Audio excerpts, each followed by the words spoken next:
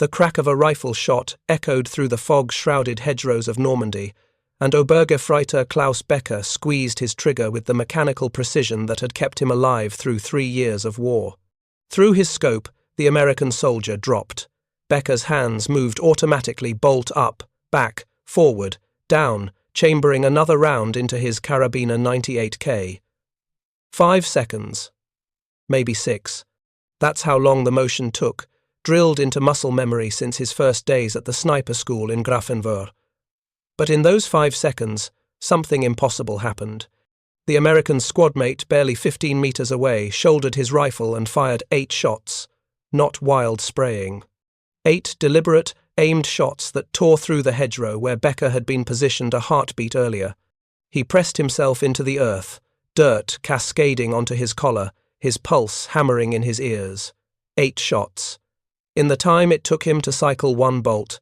If you're enjoying this, deep dive into the story, hit the subscribe button, and let us know in the comments from where in the world you are watching from today. That morning, the 23rd of June, 1944, was the day Obergefreiter Klaus Becker first understood that Germany was going to lose the war. Not because of strategy or supply lines, or the rumors whispered in field kitchens about Soviet advances in the East. He understood it because of a rifle. Because American infantrymen carried weapons that fired as fast as a man could pull a trigger, while he and every other German soldier on the Western Front were still working bolts like their grandfathers had done in the previous war. The realization didn't come with thunder or revelation. It came with the empty clicking of spent brass hitting Norman stones. It came with the distinctive metallic ping that would haunt German positions from Carentan to the Rhine, the sound of an M1 Garand ejecting its 8-round en-bloc clip. That ping meant the American was reloading. For German soldiers trained to listen for the pause in enemy fire, that ping became a deceptive invitation to death. Because while one American reloaded, 3 others with identical semi-automatic rifles kept firing.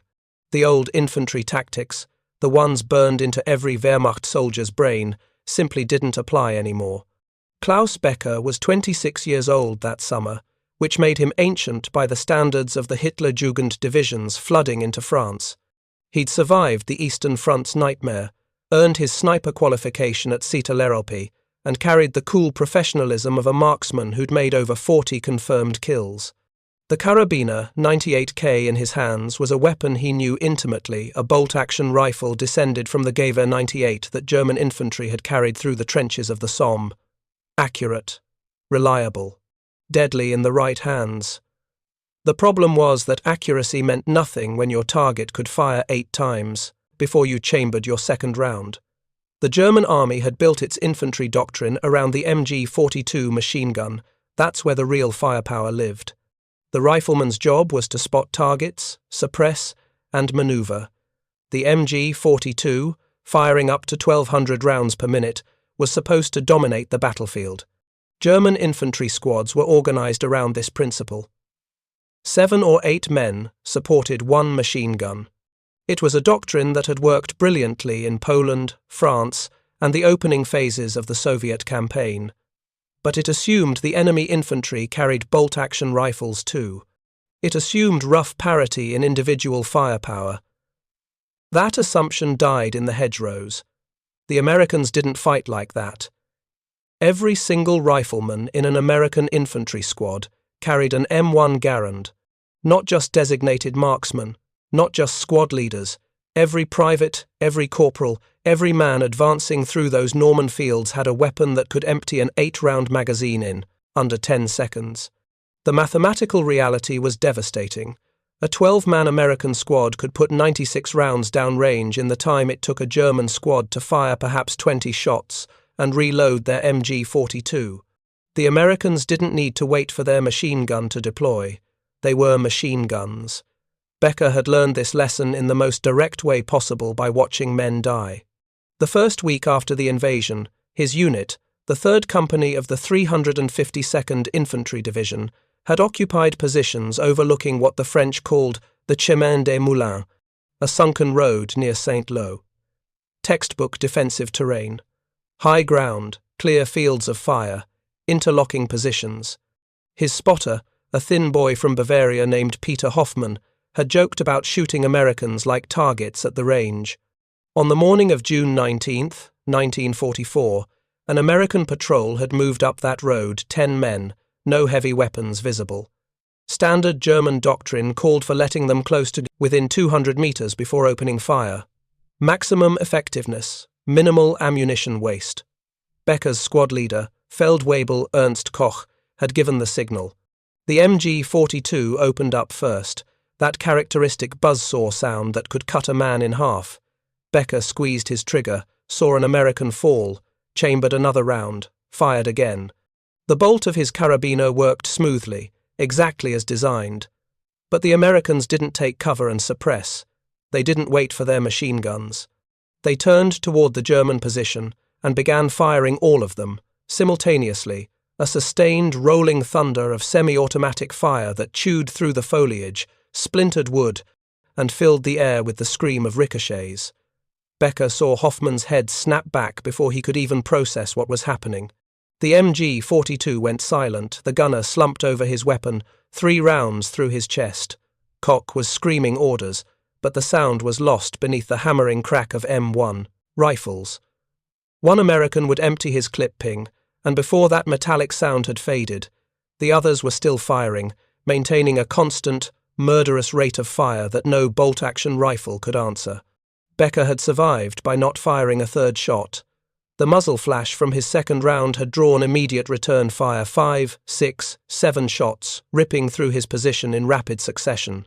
He'd pressed himself into the dirt and stayed there, breathing earth and cordite, while the Americans systematically destroyed every position that revealed itself with muzzle flash.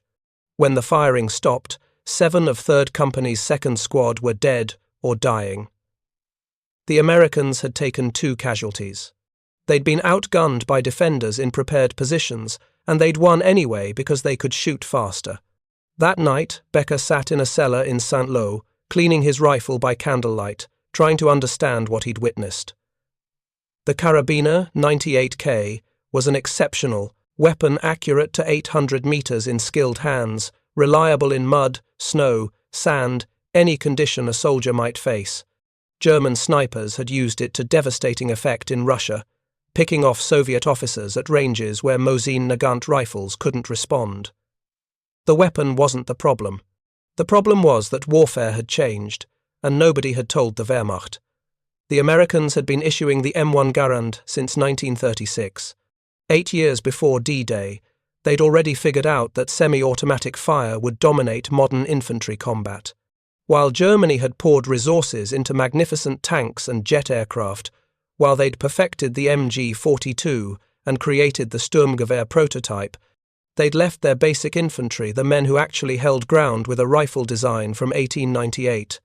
The Carabiner 98K fired the same 7.92 by 57mm round as the Gewehr 98. It cycled the same way. It held 5 rounds instead of the Gewehr's internal magazine, but the mechanical principle was identical. 46 years of infantry, weapons development, and German soldiers were still working bolts. The doctrinal manuals Becker had studied at sniper school never mentioned this disparity. They discussed windage, elevation, target leading, camouflage discipline.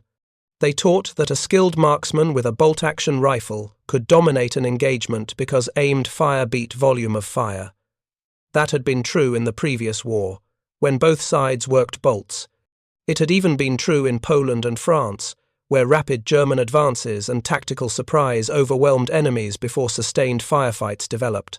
But in the hedgerows of Normandy, where visibility rarely exceeded 100 meters and engagements happened at ranges where every shot counted, the M1 Garand rewrote every rule Becker had learned. He tried to explain it to Koch the next morning. The Feldwebel listened, face impassive, then shook his head. "Adapt," Koch said. "We use better tactics, fire discipline, movement. The Americans spray bullets because they lack skill. We make every shot count." It was the official line, the one repeated by officers who'd never faced an American infantry squad. Becker didn't argue. There was no point. Koch would learn the same lesson everyone learned eventually, if they lived long enough. The problem with making every shot count was that it required time to aim, time to breathe, time to squeeze the trigger with proper form, and after that shot, more time 5 to 6 seconds to work the bolt, eject the spent casing, chamber a fresh round, reacquire the target through the scope, adjust for movement, breathe again, squeeze again. In those 5 seconds, an American with an M1 could fire, adjust, fire again, adjust, fire again, shooting bullets at anything that moved. The volume of fire created its own accuracy through sheer statistical probability, and when every American carried that capability, the mathematical advantage became overwhelming. By the end of June, 3rd Company had lost 40% of its strength. Not to artillery or air strikes or armour, though those took their toll, but to sustained, murderous small arms fire from infantry that refused to take cover. The Americans would spot a German position and simply bury it under rifle fire. Dozens of rounds in seconds, fired from multiple angles, turning defensive positions into killing zones. The MG-42 teams became priority targets, knocked out before they could deploy. And the riflemen, the snipers like Becker who relied on precision and stealth, found themselves outmatched by men who didn't need to be as skilled because their weapons fired so much faster. Becker started counting. Not confirmed kills anymore, that metric had lost meaning, but something else. The shots. In any engagement, he could fire perhaps 4 or 5 aimed shots per minute, maximum, working his bolt as fast as possible without sacrificing accuracy. The Americans facing him could fire 30 or 40 aimed shots in that same minute. Every American infantry squad represented more individual firepower than an entire German platoon. The math was simple and brutal, and it explained why defensive positions that should have held for days were being overrun in hours. The hedgerows made everything worse. These weren't neat rows of bushes, they were ancient earthwork walls, some dating back to Roman times, overgrown with centuries of bramble and oak. Each field became a separate fortress, visibility measured in meters rather than hundreds of meters. The Americans called it the bocage, and it turned Normandy into a maze where traditional tactics collapsed. German doctrine emphasized long-range engagements, where superior optics and marksmanship could dominate. But in the bocage, combat happened at ranges where a man could read the expression on his enemy's face. At 50 meters, the M1 Garand's advantages multiplied, exponentially. Becker could still make the shot, his carabiner was superbly accurate at that range, but after that first shot, he became a target for every American within 100 meters. They'd locate his muzzle flash and hammer his position with semi-automatic fire before he could chamber his second round. He learned to fire and immediately displace, never shooting from the same position twice. Even that didn't always work. The Americans had learned to watch for movement, and when one spotted a German soldier shifting positions, he'd open fire immediately. Suppressive fire, they called it. Keep shooting at where the enemy might be, force him to keep his head down, prevent him from returning effective fire. The carabiner, 98K, had never been designed for that kind of fight. It was a precision instrument, meant for deliberate, aimed shots at identified targets. The Americans were turning combat into something else entirely, a contest of sustained fire, where the side that could put more bullets downrange faster would win regardless of individual marksmanship. Becker had been trained to think like a hunter, patient and methodical. The M1 Garand turned every American infantryman into something closer to a machine gunner. The psychological impact rippled through German units faster than any official report. Soldiers who'd fought in Russia would whisper comparisons. Yes, the Soviets had numbers. Yes, they'd faced human wave attacks. But at least Ivan carried a bolt-action Mosin Nagant. You could hear the difference in Soviet attacks. Individual shots, irregular, scattered. You could time your fire between their shots. The Americans sounded different. Their attacks came with a sustained, rolling thunder that never seemed to stop. One rifle would empty ping, and before your mind registered that sound, 2 more were still firing, overlapping, creating a continuous wall of bullets. Becker witnessed this phenomenon most clearly on the 7th of July, 1944, during the fighting near Hill 192. His unit had been reinforced with fresh troops from the 353rd Infantry Division, young soldiers who'd trained in Germany and arrived with the confidence that still came from believing Wehrmacht propaganda. Their Feldwebel, a veteran of the Eastern Front named Otto Kraus, had tried to explain the new reality. "The Americans don't fight fair," Kraus said. "They have unlimited ammunition, unlimited equipment, and every man carries an automatic rifle." "Semi-automatic," one of the new soldiers had corrected. "The reports say semi-automatic, not automatic." Kraus had just looked at him with the flat, dead expression of a man who'd learned the difference didn't matter. "When every American can fire 8 shots in the time you fire 1, tell me how that feels different from automatic." The new soldiers learned within hours. An American patrol, perhaps a dozen men, had moved up a depression between 2 hedgerows. Standard German tactics called for ambush at close range, maximum surprise, and overwhelming initial fire. Kraus positioned his squad perfectly. 18 men, 1 MG-42, multiple riflemen, including 3 designated marksmen. The Americans walked into the kill zone with what seemed like careless confidence. Kraus gave the signal. The MG-42 opened up first. That distinctive ripsaw sound. 5 or 6 German rifles fired simultaneously. Becker, positioned 30 meters to the flank, saw 2 Americans drop immediately. Perfect execution. The Americans should have been destroyed in the opening seconds. Instead, they went to ground and began returning fire with an intensity that defied belief. 12 men with M1 Garands, firing as fast as they could acquire targets, turning the ambush inside out through sheer volume of fire. Becker watched the engagement through his scope, unable to effectively intervene because every time he considered taking a shot, the volume of American fire forced him to cover. The mathematical reality played out in seconds. Kraus's men could fire perhaps 30 rounds collectively in the initial volley, then needed time to work bolts, reload, reacquire targets. The Americans fired over 60 rounds in the first 10 seconds, then kept firing. They didn't use aimed shots, they didn't need to. They identified muzzle flashes and hosed those positions with bullets until the return fire stopped.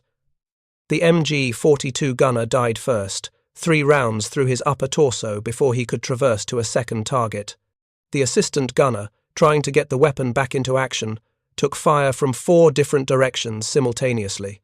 Kraus himself went down trying to organize a withdrawal, hit by shots from an American he probably never even saw. The new soldiers, the ones who'd questioned whether semi-automatic really made a difference, learned the lesson in the worst possible way. Those who survived did so by abandoning their positions and running, leaving weapons and wounded behind because staying meant dying. Becker counted afterward. 18 German soldiers in prepared ambush positions, with surprise and initial fire superiority, had engaged 12 Americans in an open killing zone. The Germans suffered 11 casualties, 7 dead, 4 wounded. The Americans took 3 casualties, one of whom walked away under his own power. The engagement lasted less than 3 minutes. The Americans had fired an estimated 480 rounds, the Germans perhaps 90. Those numbers told the entire story of why Germany was losing the war in the West. That evening, Becker sat with what remained of Kraus's squad in a barn outside Saint-Lô. Nobody spoke about the engagement directly. Instead, they talked around it, the way soldiers do when acknowledging reality feels too much like admitting defeat. One soldier mentioned that his brother's unit had requisitioned American weapons. Several squads in the 17th SS Panzergrenadier Division had reportedly been equipped with captured M1 Garands and Browning automatic rifles. Another soldier laughed bitterly and said even that wouldn't help because the Americans had ammunition to waste while German supply lines were being bombed into rubble. "We had semi-automatic rifles," someone said quietly. It was Gefreiter Hans Müller, a clerk who'd been pulled into infantry duty as casualties mounted. "The Gewehr 41. My cousin trained with them in Poland. He said they jammed constantly and couldn't handle mud or dust. The Wehrmacht issued maybe 40,000 before giving up on them. 40,000. Becker rolled that number around in his mind. The Americans had issued over 4 million M1 Garands, 4 million semi-automatic rifles to their infantry, and they'd started production in 1936.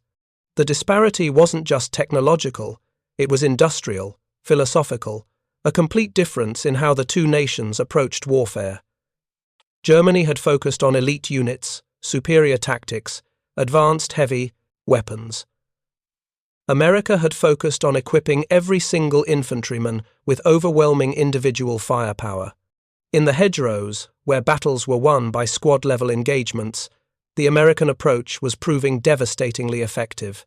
The Gewehr 43, Germany's improved semi-automatic rifle, had started limited production in late 1943. Becker had seen exactly 3 of them in Normandy. 3 rifles among thousands of soldiers still carrying carabiner 98Ks. Even if production ramped up, and with Allied bombing campaigns systematically destroying German industry, that seemed increasingly unlikely it would take years to re-equip the entire Wehrmacht.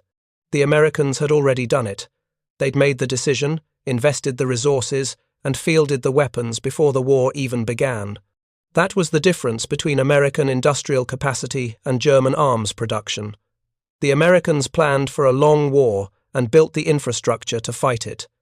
Germany had planned for quick victories and was now paying the price for that assumption.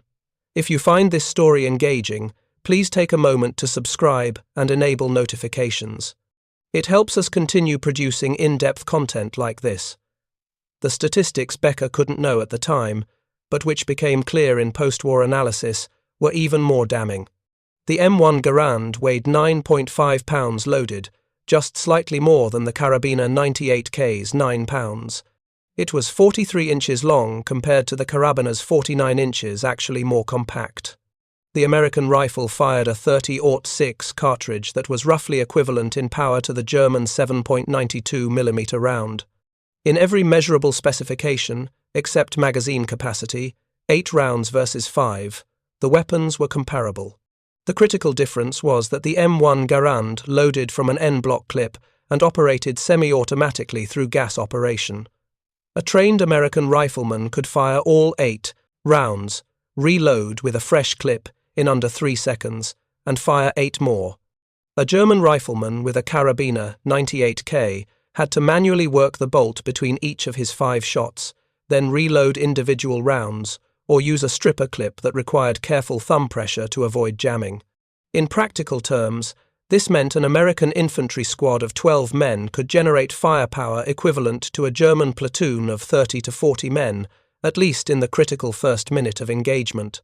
After that, the German MG-42 could theoretically even the odds if the crew survived the initial exchange, if they had clear fields of fire, if the Americans didn't immediately suppress the position with concentrated rifle fire. Those were increasingly unlikely conditions in the Normandy hedgerows. Becker began to notice patterns in American tactics that exploited their firepower advantage. They moved in small groups, 4 or 5 men with overlapping fields of fire. When one group drew German fire, the others would immediately hammer the revealed position with sustained semi-automatic fire. They didn't maneuver the way German doctrine taught, with one element suppressing while another moved. Instead, they used their rifles to create mobile walls of fire, advancing while shooting, maintaining pressure that prevented effective German response. The Americans had also learned to exploit the distinctive ping of the M1 Garand ejecting its empty clip. German soldiers had been trained to listen for that sound. It meant the American was reloading, a moment of vulnerability. But the Americans knew that Germans knew, and they'd adapted. In squad-level engagements, M1 Garands would empty at staggered intervals, never all at once. When one rifle pinged, 3 or 4 others were still firing. German soldiers who broke cover during that supposed vulnerability window found themselves immediately targeted by the Americans who hadn't yet emptied their clips. Some Americans even developed a more devious tactic. They'd deliberately make the ping sound by ejecting a partially loaded clip, then quickly reload and wait. German soldiers who thought they'd heard the vulnerability signal and moved to take advantage would be met with immediate, aimed fire from a supposedly empty rifle. Becker witnessed this technique kill 2 members of his company before word spread to ignore the ping entirely. That psychological adaptation, learning to disregard what had seemed like valuable tactical intelligence, represented another small defeat in the accumulation of defeats that characterized the campaign. By mid-July, the casualty statistics in 3rd Company had become grotesque. Of the original 190 men who'd been stationed in Normandy before D-Day, fewer than 40 remained combat effective. The rest were dead, wounded, missing, or had suffered psychological breaks that rendered them unable to function. Replacements arrived sporadically, teenagers and old men, conscripts from occupied territories who barely spoke German, soldiers recovered from wounds sustained in Russia who were manifestly unfit for combat duty.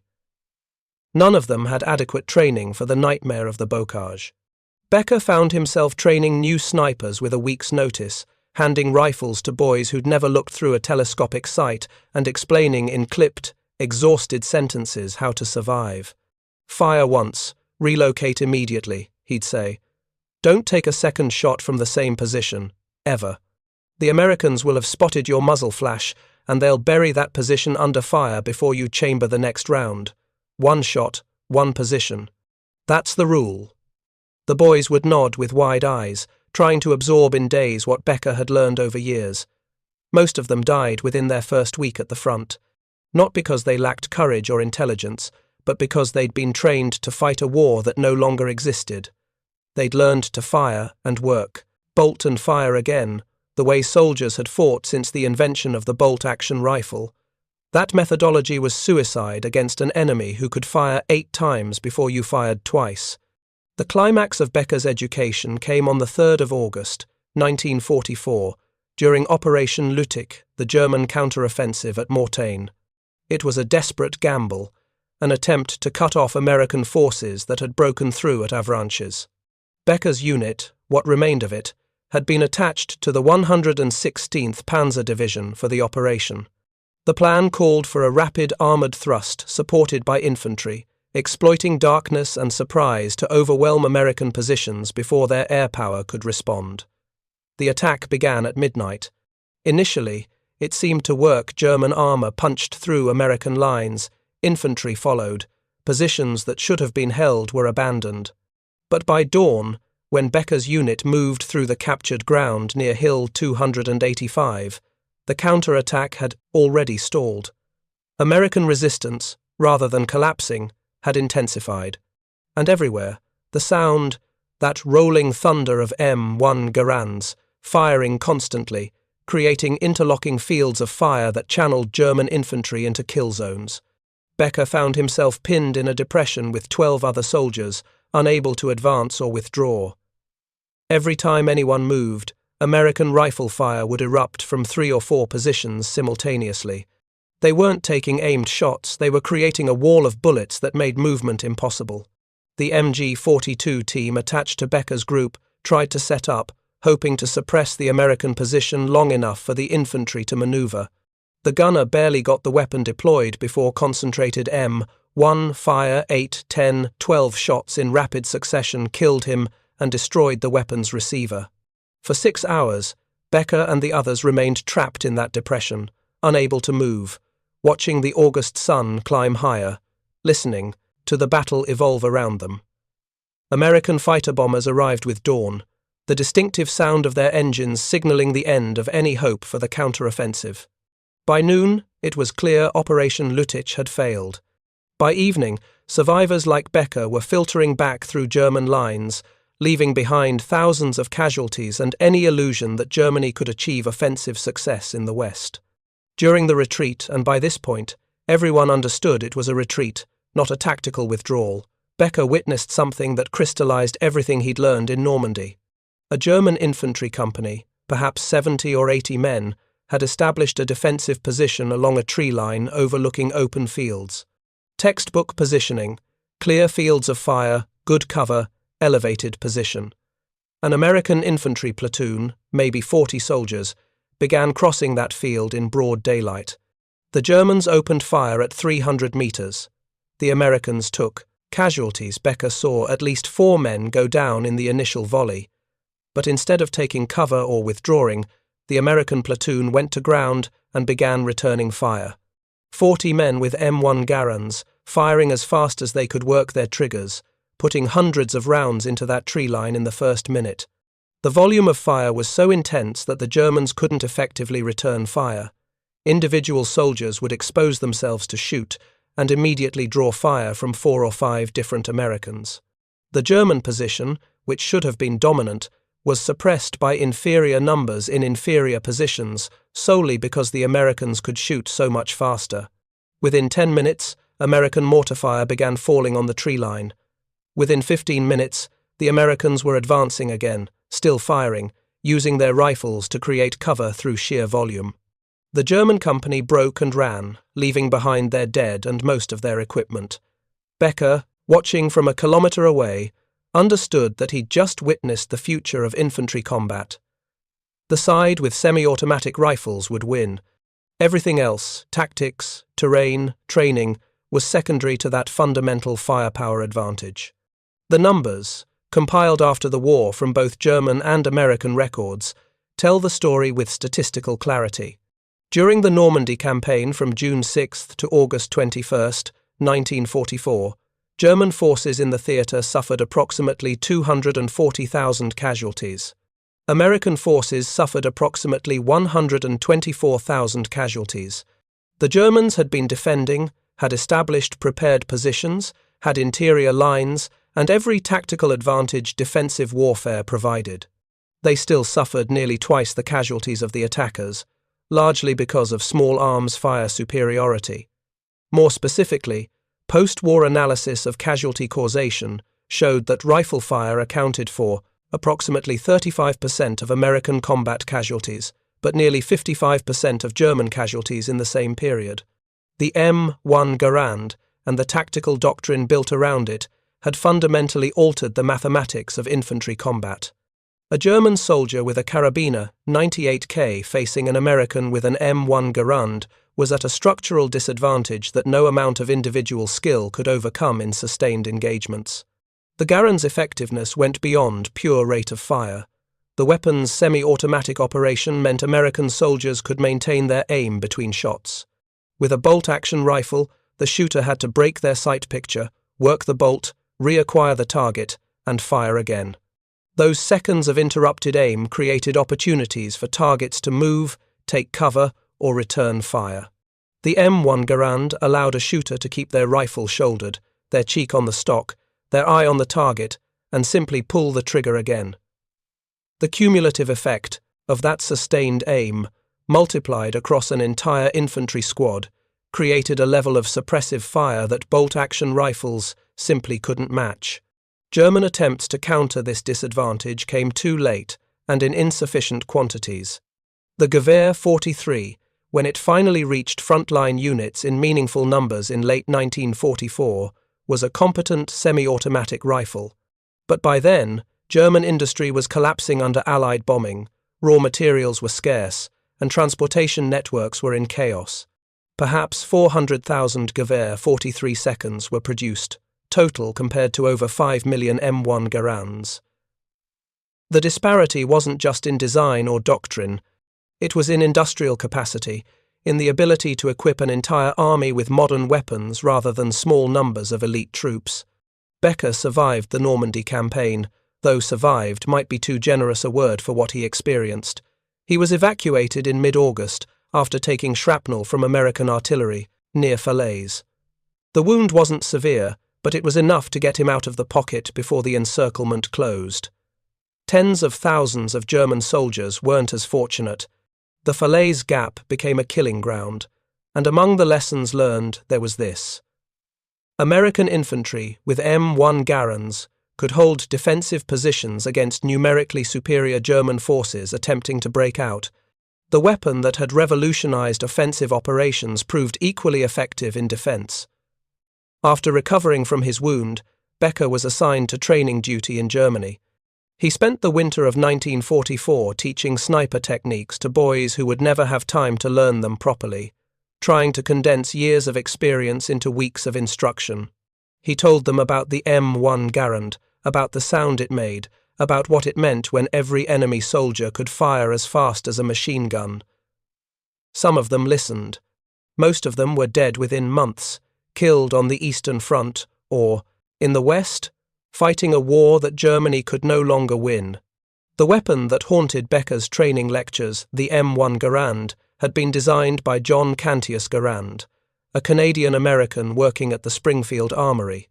Garand had begun developing the rifle in the 1920s, and the final design was adopted by the U.S. military in 1936. General George Patton would later call it the greatest battle implement ever devised. That assessment, in Becker's experience, was accurate. Not because the M1 was perfect, it had flaws, including its weight, its distinctive on-block clip system that announced when the rifle was empty, and its sensitivity to certain types of ammunition, but because it fundamentally changed infantry combat in a way no other single weapon had done. The psychological impact of facing M1-equipped American infantry permeated German military correspondence from Normandy. Letters, after-action reports, and interrogation records of German prisoners repeatedly mention the Americans' automatic rifles and the overwhelming volume of fire they produced. Many German soldiers simply couldn't believe that standard American infantry carried semi-automatic weapons. They'd been told the Americans were poorly trained, reliant on material superiority rather than skill, lacking the combat experience of Wehrmacht veterans. The reality that American infantry were equipped with weapons that made German riflemen obsolete contradicted everything the propaganda had promised. This disconnect between expectation and reality contributed to the Wehrmacht's rapid disintegration in the West after Normandy. Soldiers who'd believed in German technological superiority, who'd been assured that Aryan fighting spirit would overcome material disadvantages, discovered that American infantrymen with better rifles could kill them before they could work their bolts for a second shot. The psychological impact of that discovery, repeated across thousands of small engagements, eroded confidence faster than any strategic defeat could have. Becker witnessed this erosion firsthand during his training assignments. Young soldiers would arrive believing that superior tactics and discipline would compensate for equipment disparities.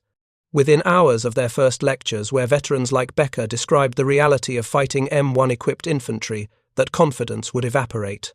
The smart ones became cautious, learning to survive through stealth and avoidance.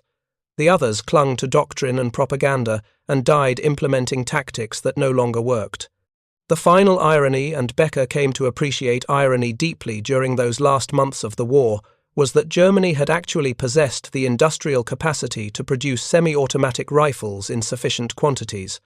Not during the war, perhaps, when resources were stretched impossibly thin, but before. In the 1930s, when Germany was rearming, the Heereswaffenamt had evaluated semi-automatic rifle designs. They'd concluded that the added complexity and cost weren't justified, that bolt-action rifles in the hands of well-trained soldiers would be sufficient, that resources were better spent on machine guns and artillery and armour. That decision, made by staff officers in Berlin who'd never faced enemy fire, had condemned hundreds of thousands of German infantrymen to fight with obsolete weapons against enemies equipped with modern ones. The Karabiner 98K was a magnificent rifle for the war that had been fought between 1914 and 1918. By 1944, it was a relic, and the men carrying it paid the price for that obsolescence in blood. Klaus Becker survived the war. He was captured by American forces in April of 1945, near the Ruhr, holding a rifle he could no longer bring himself to fire. In the POW camp, he encountered American guards carrying M1 Garands. The sight of those weapons no longer filled him with the terror it once had. Instead, he felt something closer to resignation. The war was over. Germany had lost. And part of the reason, not the only reason, but an important one, was that German infantrymen had carried bolt-action rifles into combat against enemies who didn't need to work a bolt between shots. After repatriation in 1946, Becker rarely spoke about his war experiences. When pressed by family or curious younger Germans, he would talk vaguely about Russia or training duty or anything except Normandy. But occasionally, usually late at night and usually after too much schnapps, he would mention the sound. That rolling thunder of M1 Garand fire, overlapping and continuous, the sound of men dying because they couldn't shoot back fast enough. The sound of technological obsolescence, of industrial disparity, of a war being lost one engagement at a time because the other side had better rifles. In 1954, a decade after the Normandy campaign, Becker was interviewed by a German military historian compiling records of the Western Front. The interview transcript, preserved in the Bundesarchiv, includes this exchange. Historian: in your assessment, what was the greatest challenge German forces faced in Normandy? Becker: the M1 Garand. Historian: you mean American material superiority generally? Becker: no. I mean the rifle. Every American carried a rifle that could fire 8 times before we fired twice. That decided everything else. Tactics, courage, training, none of it mattered if the other side could shoot 4 times faster. That assessment, coming from a veteran sniper who'd survived 3 years of combat, was both simple and profound. The M1 Garand hadn't won the war by itself, no single weapon could do that. But it had fundamentally altered the nature of infantry combat in a way that Germany, committed to bolt-action rifles and machine gun-centric doctrine, could not effectively counter. The Americans had recognized earlier than any other military that the future of warfare belonged to armies where every soldier carried devastating individual firepower. They'd invested in that vision, built the industrial capacity to realize it, and fielded the weapons before the war began. Germany had made different choices, prioritizing elite units and heavy weapons over broadly distributed individual firepower. Those choices, reasonable in the context of 1930s military thinking, proved catastrophically wrong when tested against an enemy that had revolutionized the basic tools of infantry warfare. The hedgerows of Normandy became the killing ground, where German doctrine met American innovation, and the doctrine lost. The M1 Garand remained in U.S. military service until 1957, when it was gradually replaced by the M14. But its influence extended far beyond its years of active use. The weapon had established the principle that modern infantry required semi-automatic or fully automatic rifles, that the bolt-action rifle was obsolete for frontline combat, that firepower could be democratized across an entire army rather than concentrated in special units. Every military rifle developed after the Second World War, the AK-47, the FAL, the M16 built on the foundation the M1 Garand had established. For Klaus Becker and the hundreds of thousands of German soldiers who faced M1-equipped American infantry, that innovation came too early and too completely. They'd gone to war expecting to fight with tactical and technical parity, believing that superior training and doctrine would carry the day. Instead, they discovered that the Americans had already fought and won the infantry weapons revolution, and Germany was still fighting the previous war. That realization, repeated across countless small engagements in the hedgerows and fields of Normandy, broke the Wehrmacht in the West as thoroughly as the Soviet advance broke it in the Plost, East. The story of the M1 Garand in Normandy is ultimately a story about preparation, about industrial capacity, about the importance of getting fundamental technologies right before the shooting starts. Germany had prepared for a short war of maneuver and breakthrough. America had prepared for a long war of attrition and had equipped their infantry accordingly. When those two visions collided in the bocage, the outcome was never really in doubt. The side with better rifles, more ammunition, and the industrial capacity to sustain both would win. The M1 Garand was just the most visible symbol of that disparity, and the most immediately lethal. Becker died in 1978, an old man in a country that had rebuilt itself from the ruins of the war. His obituary mentioned his service as a soldier, but included no details. The carabiner, 98K he'd carried through Russia and France, had been surrendered in 1945 and was presumably melted down for scrap. But the lesson, he'd learned that wars are won not just by courage or tactics, but by ensuring your soldiers have better tools than the enemy remained valid. Every military planner since has had to grapple with the same fundamental truth. When both sides are willing to fight, when both sides are trained and disciplined and brave, the side with better weapons will win. In Normandy, In the summer of 1944, that side was America, and the weapon that proved it was the M1 Garand. Thank you for reading.